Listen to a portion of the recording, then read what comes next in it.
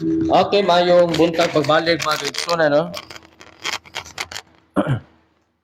Dito maglangan ato ang ablihan ng ato ang mga Biblia diya sa Buhat Kapitulo 2. Namoy mga Biblia diya. Buhat Kapitulo 2, versikulo 46 ngadto 47. Atong hatagan og pagtagad, no? Ang hingpit nga pag-alagad sa Dios. Acts chapter 2 verse number 46 down to verse number 47. Ingon diri, og sila nga nagapadayon sa adlaw-adlaw nga nagakauyon diha sa templo og sa pagpikas og mga tinapay sa balay og balay og mikaon sa ilang pagkaon uban sa pagmaya og pagkausa sa kasing-kasing nga nagadayeg sa Dios og nagabaton og pabor sa tibuok katawhan. Og ang Ginoo midugang ngadto sa iglesia sa adlaw-adlaw ni adtong mga nangaluwas. Mga kaigsunan, ang mga katawhan sa Dios kaniadtong panahon adlaw-adlaw nagakatigom dito sa templo. No? Mahulog nga kada adlaw do na sila gihimo nga pagsimba ngadto sa buhi nga Dios. Now, kung mag-isgot kag ang hingpit nga pag-alagad sa Dios, no? May kag perfect or hingpit nga pag-serve diya sa Ginoo, nagpasabot kini nga walay kulang, wala masayang, wala mausik, no? Napahimuslan, no? Tibuok nga pagpangalagad. Mao ni ang gihimo sa mga kaigsuonan kaniadtong panahon, no? And they continually, daily with one accord in the temple and breaking bread from house to house, did eat their meat with gladness and singleness of heart. Ingon ana ka madasigon, ingon ana ka init ang ilahang pag-fellowship mga kaigsunan, no? Dunay kining gitawag og pagkausa sa kasing-kasing. Singleness of heart, matod pa sa King James Version. But pasabot, wala sila gihuna-huna nga makapaguba sa tapok panagtigom sa iglesia, kundi ang ilang tinguha mao ra gyud ang paghimaya ngadto sa buhi nga Dios. Now, ang pangutana, ngano mo alagad man kita sa Dios? Ngano mo simba mo gyud ta? Naluwas naman ta, anak naman tas Ginoo. Tungod kay matod pa sa John 15 verse number 5, tungod kay wala kitay mahimo kung wala siya. No? Ang kini di ay pag-alagad sa Ginoo, mao dining butang, mao dini ang paagi nga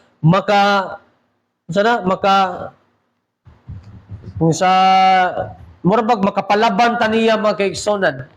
No? Kung wala di ay tay pagsimba ngadto niya, kung wala tay simba-simba ngadto niya, murabag wala ka magpalaban niya. Kung wala ka magpalaban niya, nagpasabot nga, wala ka musalig niya. No? Kada bitong awayon ka sa unang panahon, na kay magulang nga lalaki, magpalaban yung ka, tungod kay nisalig kasi mo magulang. Mausap na sa tong buhay nga Dios mga kaigsunan. No? Nga kung panahon di ay nga mga lagad, nagasimba tangadto kaniya, bot pasabot, nagpalaban tangadto niya.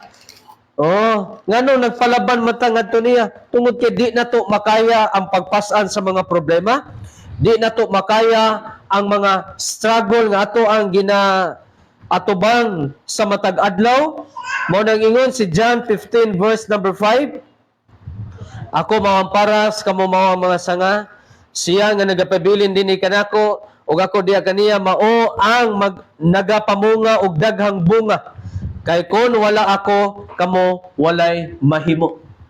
So wa gyud tay mahimo kung wala siya. No, mao din ang mga lagad ta tungod kay wala tay mahimo kung wala siya. Kung salain nga sinultian, kung salain nga pagasulti magigsunan, di ta malig-on kung wala siya. No? Dili ta makatultol sa insaktong mga desisyon kung wala siya. Kung sa mga butang pana nini nga kalibutan, kung walay charger mo cellphone, bisan pag iPhone pa mo cellphone o way charger, wa yun ay kapuslanan. Bisan pag unsa kanindot ang imong sakinan kung walay gasolina, Wa gyud ay kapuslanan. Mao na nga kung bisan unsa pa ka healthy niining kalibutan na guwa kay Dios, kanay imong ka-healthy wa gyud ay kapuslanan. Unsa pa ka kadato, kung wa kay Ginoo, wa gyud ay kapuslanan. Subot pasabot magigsunan siya ang tagiya sa atong kinabuhi. No, Psalm 63 verse number 4. Ang Dios maoy tag-iya sa atong kinabuhi. So ngano mo alagad ta sa Ginoo tungod kay wa tay mahimo kung wala siya. Siya maoy tag-iya sa atong kinabuhi, pasidunggan ato siyang i-glorify. And then unsa may naas pag-alagad sa Dios? O unsa may benepisyo nga makuha nimo panahon nga mga lagad mosimba ka diha sa Ginoo? Matod pa sa Isaiah 38 verse number 1 to 5, ang Dios magalugway sa atong kinabuhi. No? Lugwayan, extensionan di ay sa Dios ang kinabuhi sa tao nga masimbahon ngadto niya. No, tanawa ang Isaiah 38 verse number 1 to 5. Si King Hezekiah magkaigsunan, anaa na siya sa himatyon nga kahimtang tungod sa sakit nga iyahang naangkon. Matod pa diha niadto nga mga adlaw si Hezekias na sakit ngadto sa kamatayon, og si Isaias ang propeta nga lalaking anak ni Amos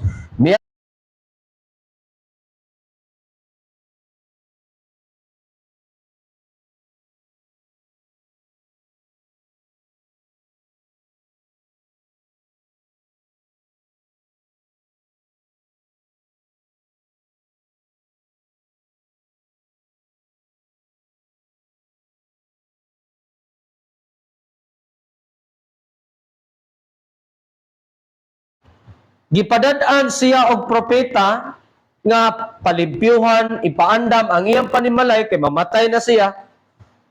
Unya, ang gihimo ni Hezekias kay di naman siya makatindog, no? Kung makatindog siguro kasaban to niya si prophet Isaias nga ayaw ingana, yes kay imo man kung padad-an og bad news. Kabaw masakiton patanda ko, nalipay kay ko kay imo kong gibisita. Imo minong kong gipadadaan ni anang mao nga mensahe. Pero si Hezekiah magkaigsunan, usa mo guni ka hari sa Dios kaniadtong panahon. Ang iyang gihimo, iyang giatubang ang iyang naong dito sa bongbong or parel, miyampo sa Ginoo. Matod pa niya, Lord, sayod ka giun sa tika pag-alagad. Gusto pa ko nga imo pa kong gamiton, Ginoo. No? Doon ako'y mga nahimo sa panahon nga nangalagad ko nimo. Usay na itabo, verse number 5. 4. Unya miabot ang pulong sa Ginoo ngadto ni Isaias nga nagaingon, lakaw og isulti ngadto ni Hezekias. Sa ingon nagsulti ang Ginoo, ang Dios ni David nga imong amahan. Ako nakadungog sa imong pagampo, ako nakakita sa imong mga luha. Tan-awa, ako mudugang nganha sa imong mga adlaw na 15 ka tuig. So 15 years ang gidugang sa kinabuhi ni Hezekias mga kaigsunan, nga unta mamatay na siya ni anang adlaw, bulana ni anang simanaha. Pero tungod kay doon na siya mga nahimo, panahon nga maayo pa siya glawas sa iyang pagpangalagad sa Ginoo. Kabalo ba mo sa background ni Hezekiah mga kaigsunan? No? Kuyaw kayo ang iyang nahimo. Kung basahon nimo ang iyahang background, no, sa Old Testament, mabasa nimo diya sa First King or Second King or First Chronicles, Second Chronicles, mabasa nimo diya. Now, so ang benepisyo di ay kung mga lagad ta sa Ginoo, no, diya sa kamatuoran, ang Dios magalugway sa atong kinabuhi. Ngano man, iya hamang kang magamit, no, gamiton pa man kaniya diya sa pagpangalagad nga mahimo kang kahayag ni anang mga tao nga napas kangit-ngit. No? Pastor nam lagi gikuha nga nangalagad mo to sa Ginoo. Okay? Pero at least gikuha siya nga on duty. No? Kaysa gikuha siya nga naas kalibutan, naas kahilayan, naas kaugawan. Kanindot naman ang gikuha kas Ginoo nga on duty ka, naa ka sa pagpangalagad sa Dios mga kaigsunan. Di ba? Dako kay na natong garbo. And then, benepisyo nga makuha nato panahon nga mga lagad sa Ginoo, ang Dios maminaw ug mutubag sa atong mga pagampo. Juan 9:31. John chapter 9:31. Karon kita naibalo nga ang Dios wala nagapaminaw sa mga makasasala. Apan kun si bisan kinsa nga tawo og usa ka magsisimba sa Dios og nagahimo sa iyang kabubuton, kaniya siya nagapaminaw. So, kanindot lang ni ana magampo, mudayeg, musimba kaniya nga iya kang gipaminaw.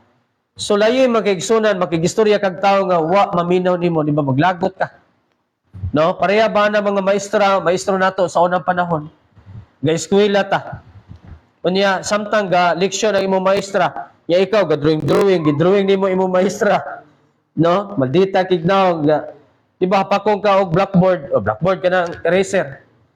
Hapakon kag chalk. Di ba? Ngano man? Seryoso na kayo, nangugat na, grabe yung pagpangugat, mura na mabugto ang ugat sa pagtudlo niya, uwa ka maminaw. Hapakon juga. Pero kung ang imong estudyante nga imong gitudloan, grabe ka seryoso na minaw. Di ba, malipay ka? So, ingon ana makigsunan, grabe na nimong pag-ampo sa Ginoo. Pero sa diyang gipaminaw ka, no? Ang pamaagi diay nga mapaminaw ka, kana diay imong gipakita ang imong kinabuhi nga nangalagad ka ngadto kaniya. Okay? Nag-ampo. Unya ang pagpangalagad mga kaigsunan, wala lang panahon sa Domingo. No? Dili lang ni once a week ang pagpangalagad. Every day nangalagad ta sa Ginoo. Bisa nagtrabaho ka, pwede gyapon nangalagad ka sa Ginoo. Pinaagi sa imong pagpakita nga na sa imong mga kaubanan, sa imong sinultihan, sa imong devotion nga na sa Ginoo. No? Wala ta mangalagad sa Ginoo adlaw Domingo, adlaw Miyerkules ato ang mga prayer meeting, no? Kundili kada adlaw nangalagad ta sa Ginoo makaigsunan sa pagbasa sa mga pulong, no? Unya ang Dios panahon di ay nga mangalagad ta niya, muhatag siya, no? Dili siya magpanaganas paghatag ni adtong nagapangalagad ngadto kaniya. No, John 15 verse number 7. John 15:7, kon kamo magpabilin ug ang akong mga pulong magpabilin diha kaninyo, kamo mangayo. Unsa ang buot ninyo og kini pagabuhaton nga na kaninyo? So, kana bitong niundang nakas pagpangalagad, maulaw ba ka mangayo sa Ginoo? No? Pareha ba sa ato ang mamagpapa? Maulaw ba ka mangayo sa imong mama o papa kung tapulan ka? Suguon ka, hugas plato day, dong, pang limpyo.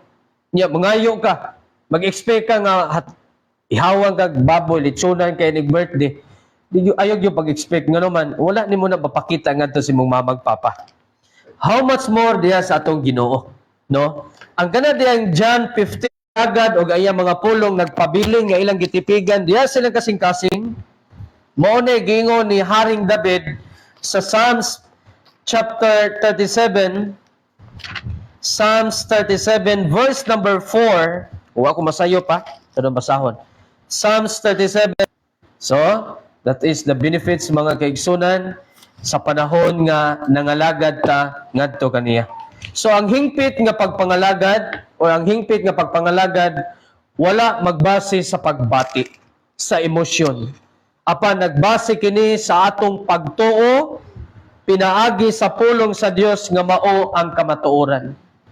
No, ayaw og simba tungod kay malipayon ka. Ayaw og simba tungod kay ni encourage nimo. Simba ang Dios kay mituo ka nga madayeg nimo siya. Simba ang Dios tungod kay giluwas kaniya.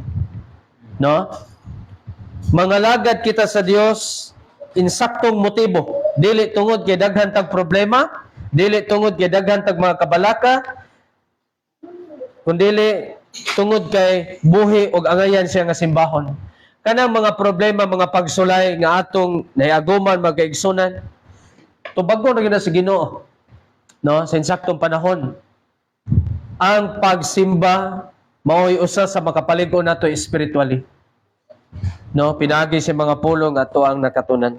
So, ato siyang agaron aron siya malipay, mahimuot, ang pagsimba nato ngadto sa Dios no mao na panahon nga nakigistorya kaniya. Gilipay nimo siya, gidaig nimo siya, no? So, usahay mga kaigsunan na imong wrong motive ang atong pagsimba, no? Musimba ka tungod kay dunay problema. How about kung wa kay problema? Ani na lang, simbahon ako ang Dios tungod, no? Kay naa ako'y problema ug bisan wa ko'y problema. Oh, simbaha ang Dios naa may problema o walay problema, luya man ka o madesigon tungod kay gusto nimo nga mahimaya siya. Di ba? So mga kaigsunan pinumdum usahay mangluod kita sa Ginoo tungod kay wala pa to bagas Ginoo to mga pagampo. Sama ni Peter nga wala nangalagad sa Ginoo, grabe kadasi kinapa si Christ. Sa diyang gilansan si Christ, gilubong, nibalik siya sa pagpanagat taktak yung pukot, problema way kuha. Mao na panahon nga kini din pagpangalagad, wala ni siya sa adlaw Domingo lang. Kundi naa sa atong matag adlaw nga pagkinabuhi nga nakig-communicate ka kanunay ngadto kaniya mga kaigsunan. Okay? So dalaygo ng Dios sa iyang mga pulong nang hinaot ko mga kaigsunan nga sa ato ang pagpangalagad sa Ginoo dili lang sa adlaw Domingo. Dili ta Kristohanon sa adlaw Domingo. Kundi everyday nangalagad, nagsimba, nagdaig ta ngadto sa Ginoo. Ginoong Dios nga labing gamhanan, salamat amahan sa imong mga pulong nga imong gitudlo kanamo. Nang hinaot kami o Dios nga ang imong mga pulong mi-absorb gyud sa amuhang mga kasing-kasing. Kung asa man kami padpara ni ining kalibutan, kung asa man kami muadto o Dios, pabilin kami nga nangalagad, pabilin o Dios ay imong mga pulong nga naa sa mundughan. Ang among pagpangalagad nga kanimo wala sa adlaw Domingo lang, kundi sa matag adlaw o Dios, amo kang gisimba, amo kang gialagaran, amo kang gihimaya amahan. Salamat Lord sa imong pagpahinumdom nimo sa imong mga pulong.